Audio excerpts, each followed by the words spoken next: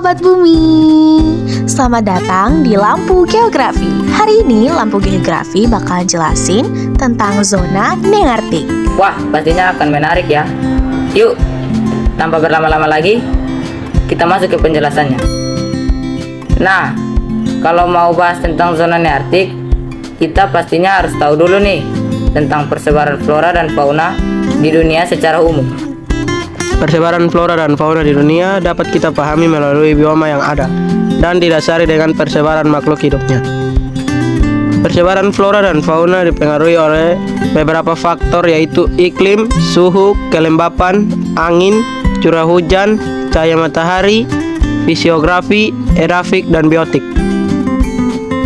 Iklim mempengaruhi persebaran flora dan fauna karena iklim adalah kondisi cuaca pada waktu yang lama dan meliputi daerah yang luas, sehingga tidak semua flora dan fauna bisa hidup di iklim yang sama.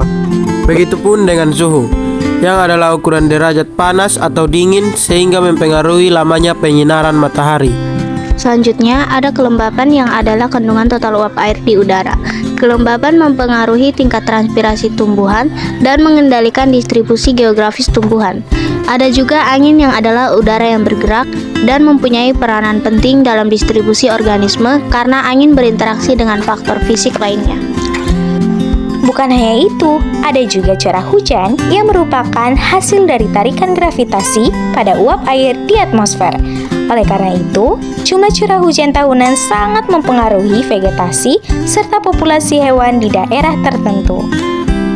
6. Cahaya matahari. Ini adalah jumlah cahaya atau durasi dan intensitas cahaya di suatu wilayah yang menentukan jenis tumbuhan dan persebaran tumbuhan itu. Persebaran flora dan fauna juga dipengaruhi oleh fisiografi atau ketinggian, kemiringan, dan tingkat erosi. Edafik berkaitan dengan struktur dan komposisi tanah. Yang terakhir, biotik atau faktor terbesar yang mempengaruhi pertumbuhan dan persebaran tumbuhan atau hewan. Nah, sahabat bumi, karena kita udah bahas persebaran umumnya, yuk kita lanjut ke topik utama. Check it out! Sahabat bumi, flora Nearktik pertama adalah pohon cemara yang bisa kita temui di dataran rendah atau di dataran tinggi. Pohon cemara itu dia tinggi, kerucut, daunnya ramping, runcing, dan warna daun pohon cemara umumnya berwarna hijau tua dan beberapa hijau muda. Selanjutnya ada pohon pinus. Siapa sih yang tidak tahu pohon pinus? Dia bisa kita temukan di dataran tinggi yang bersuhu 18 derajat Celcius hingga minus 3 derajat Celcius. Dia mempunyai batang yang silindris, lurus, cabang-cabangnya mempunyai bentuk putaran yang teratur. Tinggi bebas, cabangnya 10-25 meter, dan dia berdaun jarum.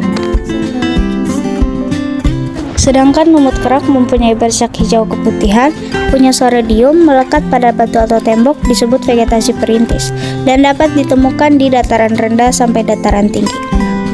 Oke, sekarang kita akan membahas tentang fauna Nearktik. Fauna Nearktik sendiri punya banyak spesies ikan, invertebrata, dan endemik yang tidak ditemukan di wilayah lain. Faunanya adalah berang-berang gunung.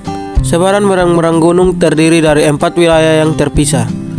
Satu wilayah membentang dari selatan British Columbia hingga ujung utara California. Satu lagi di Gunung Shasta dan di sepanjang lereng barat pegunungan Sierra Nevada. Dan 2 populasi kecil di utara Teluk San Francisco di sepanjang wilayah tersebut. Ciri-cirinya berbulu coklat dan abu-abu, memiliki kaki pendek, kuku pendek, dan mempunyai ekor yang pipih. Yang kedua ada tikus kanguru. Tikus kanguru atau genus Dipodoms merupakan keluarga hewan yang hidup di gurun pasir sekitar Amerika Utara, yang memiliki ciri-ciri ekor panjang, kaki belakang lebih besar dari kaki depan, memiliki mata yang besar, dan telinga yang kecil. Yang ketiga ada burung rentit, yang memiliki ciri-ciri sayap pendek, ekor panjang, paruh pendek, dan memiliki iris mata pucat. Rentit atau Chamea fasciata memang tak akan pernah bisa dijumpai di Indonesia, bahkan di belahan dunia lainnya, kecuali di Amerika Utara. Nah, sahabat bumi, bagaimana? Sudah simak dengan baik? Sekian saja ya video kali ini. Semoga bermanfaat dan sampai jumpa lagi. Bye-bye. Love you.